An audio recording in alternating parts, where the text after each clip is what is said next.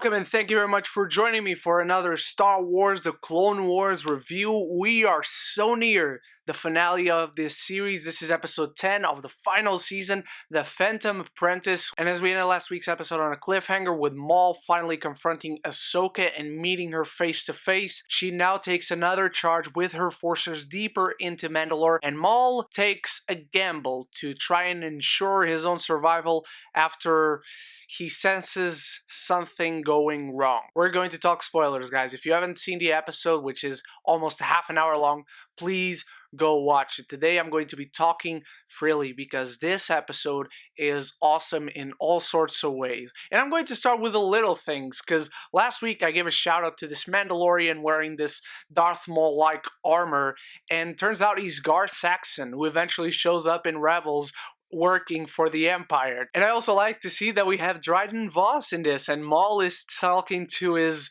syndicate leaders to go into hiding for a little bit because things are going to go wrong. Shit is about to hit the fan. Maul has had visions and dreams about what Sidious wants to do, and in this episode we have a conversation between Ahsoka and Obi-Wan that really focuses on when this is happening. This is during the Revenge of the Sith movie. This is parallel to the events of this film. I'm guessing last week's was happening as Anakin and Obi-Wan were rescuing the Emperor or the Chancellor in the beginning of that film, and now Count Dooku is dead. Anakin killed him. Anakin is starting his turn, and that just gives a little bit of more gravitas to this episode. You just feel an inherent urgency. Not that you didn't feel it before, I felt it in last week's episode, but now knowing it's all coming to a hand, we're in the final peak of just everything in the Clone Wars. As I said, shit is about to hit the fan. We know it is,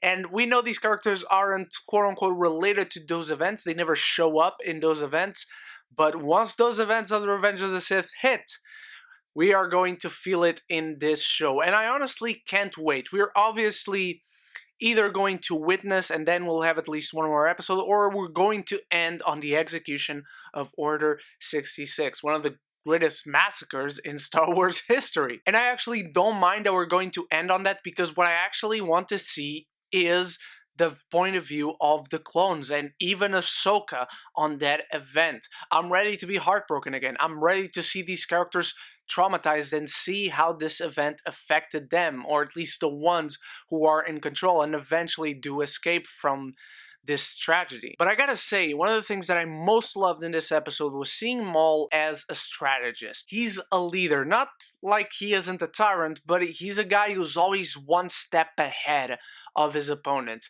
He can move his troops, he knows what to do, and of course he's got his reasons to do things the way he does, but I love seeing how smart this dude is, how confident he is. When Bo-Katan, Ahsoka, and Rex enter the throne room in Mandalore, Maul is just sitting there and Bo starts shooting at him and he's like just doing this. And when you discover that this whole plan, the Siege of Mandalore, one of the most epic parts of the history of the galaxy far, far away, was all orchestrated so that it could lure Anakin in and kill him so the Empire basically wouldn't start, it's kind of hard to root against the guy. There was a part of me that was inherently on Maul's side, even though I know what eventually happens, that I kind of would like to see him win. He was technically doing the good thing, but once he confronts Ahsoka with this, she's not taking it. And it's kind of even more tragic because you know what eventually is going to happen, not only with Anakin in the movies, but also with Ahsoka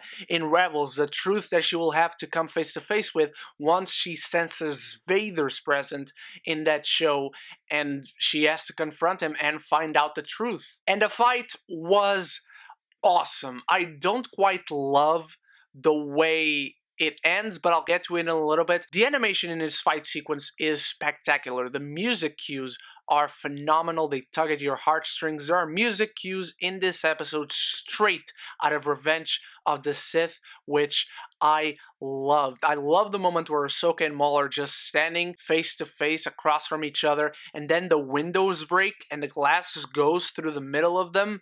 And then the fight starts, and there's this sense of escalation throughout.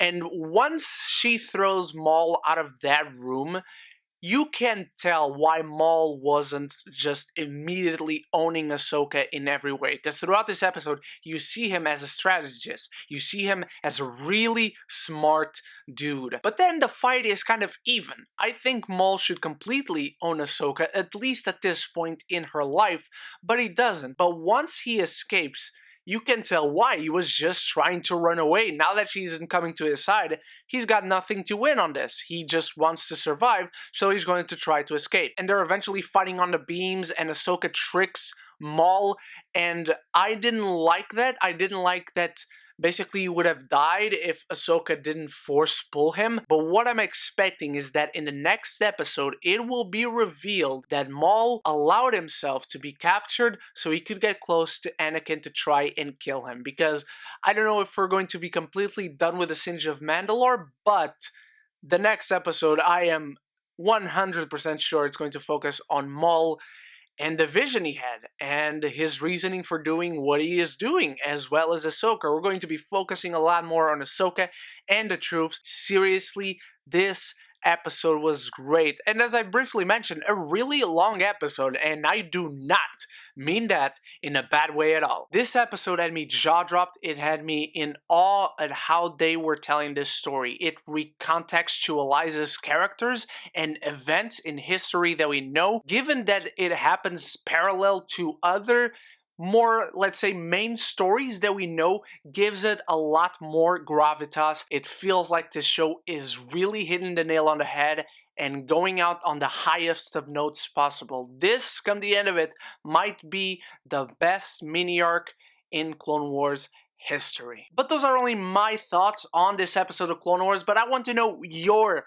thoughts. How did you feel about this episode of Clone Wars, my beautiful geekies, the Phantom Apprentice? Was it as good as you expected? Was it even better? What are you expecting to see in the next 2 episodes as the series concludes? Let me know in the comments below. Let me know your thoughts on the series thus far, on the season, on the entire show, and check out the episodic reviews I've done so far if you haven't done so yet. Thank you so much for watching. You are the best. Stay tuned for many more reviews to come, and of course my podcast Geeks of the Roundtable. I will be just uploading a new episode of that right after this review, and of course I hope to see you in any future video that I upload. So see you there, and until then, stay beautiful, stay geeky, and don't forget to subscribe and like the video because it really helps me and the channel out. But most importantly, above everything else, forever and always, love each other and love the movies.